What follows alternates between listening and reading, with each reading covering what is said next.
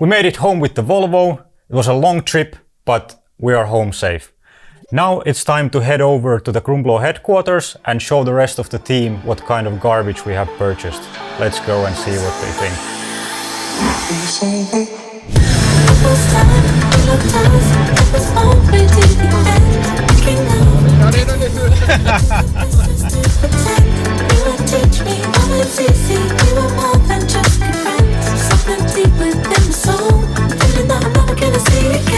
We were surprised at the office with the Grumblo team that Markus arrived with a wagon Volvo and not a sedan. Of course we knew it was a Turbo Brick, but this was something new. When I first heard about this, I wasn't sure if Markus is really serious about it, but I guess he proved his point.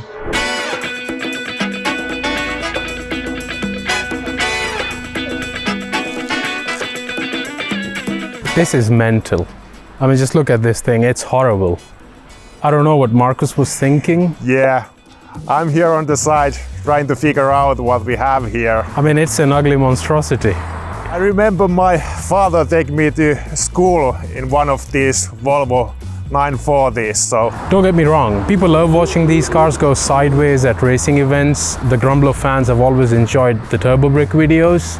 But building a race car, yeah, that's a totally different story. First, let me take a picture because Henry, one of our co-workers, he isn't here today and he has no clue what we have gotten ourselves into. Hey Henry, guess what? Grumblo just got its first project car. I thought that we were supposed to build the race car and now we have this. To be honest, I can't wait to see what Hans is thinking about this car. I definitely want to see his reaction. How much horsepower does this have? While we were checking out the car, I saw a lot of modifications and some aftermarket parts in it. I'm not really sure how all of those are going to work in the car, but we'll take a better look later on and see what we're dealing with. The red block, all the Volvo people know that needs to be a red block. Probably as Volvo people know, that's kind of a legendary thing that you have to have the red block. But I'm pretty sure in this case it was painted afterwards and it's not the real deal. There were lots of minor issues with the car so far. The aftermarket intake was loose in the engine bay, oil leaking, exhaust was hanging almost on the ground, and the tailgate lock was not working, and who knows what else. At least the window seals were all over the place, so we have lots of work to do. Comment us below, what do you need to do to one of these boats to actually make it good? According to Markus, this was indeed the cheapest Volvo 940 Turbo available in Finland at the moment. Right now the car might not be that exciting for everybody, not even me, but I know that with the right partners and with the right parts and a lot of labor, we're gonna have something special in our hands in a few months. The reaction of the team was slightly disappointed and they pointed out tons of little things that we need to fix about the Volvo. However, with the help of our team and with the great partners on board, I think it'll be great. Well, when she wrapped her loving arms around my neck. After we had investigated the car for the first time, Markus told us that he's gonna take the car to the local folk race track. And that got me thinking that he barely made it home, so what's gonna happen next? We are returning back to the studio from the headquarters.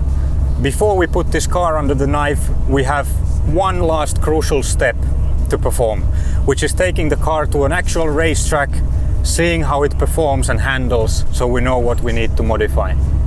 So considering the state of the car, we thought the most appropriate place to test it is a Finnish folk racing circuit, which is part asphalt and part gravel. So let's go there, make the car really dirty and see how it handles. Best friends and lovers. I'll probably get a call later on from Markus that the car needs to be towed back to the garage. Here we go! I was firing, she was gasoline. Yeah, I was firing, she was gasoline. Safety is first, especially with old cars. This helmet might be worth more than the car. So off we go.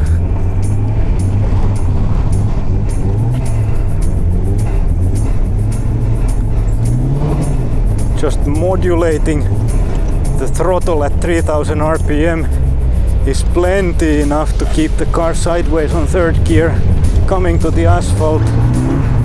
See if we can drift this asphalt corner. No, we can't.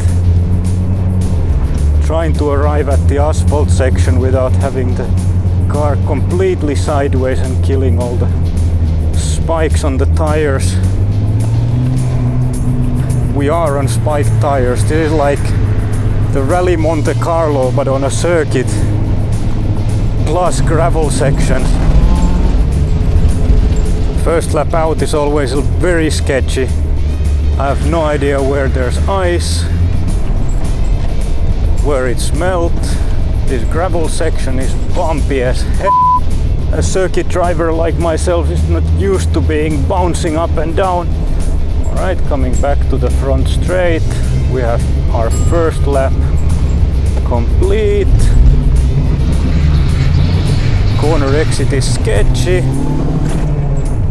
And the straightaway is sketchy as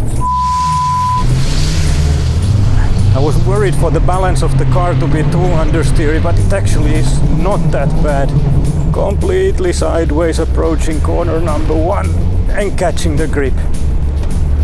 The first observation is that with the steering wheel and my seating position, I have no idea if I'm on opposite lock or not. Okay, that was the diff letting go at the middle of the slide. At first, the track conditions seemed almost impossible, and I was really struggling with the diff of the car letting go all the time. But after a few laps, I got more comfortable and started to push the car closer to its limits.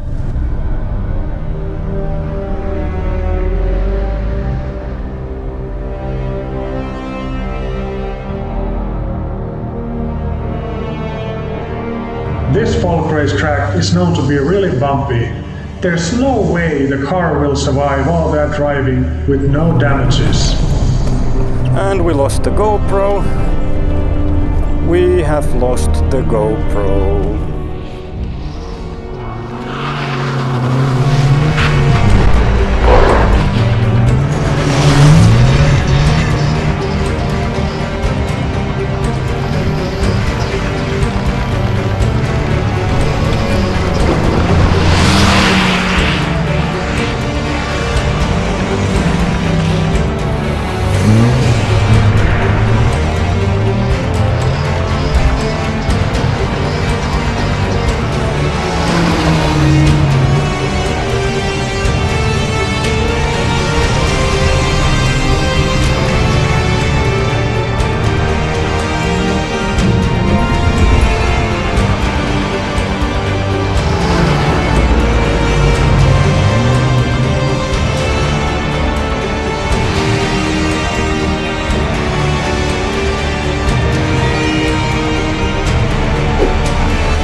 Amazing day. It is unbelievable. We've been beating on this piece of garbage for 3 hours straight, on ice, on asphalt, on gravel. We are out of tires, the brakes are boiling hot and probably cooked, but the car is still as good as it was in the beginning. This is unbelievable. I've been going flat out on the third gear when the gravel section starts at the back of the track.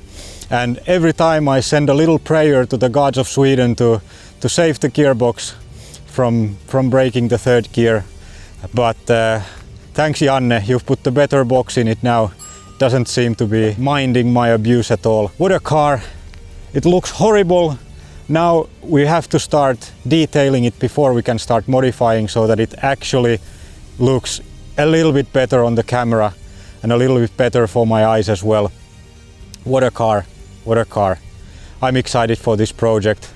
The sun is going down, we just have to get going, but what an amazing sturdy piece of machine this is.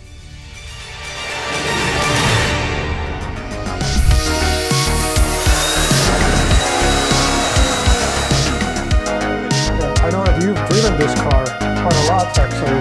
Let's get to it.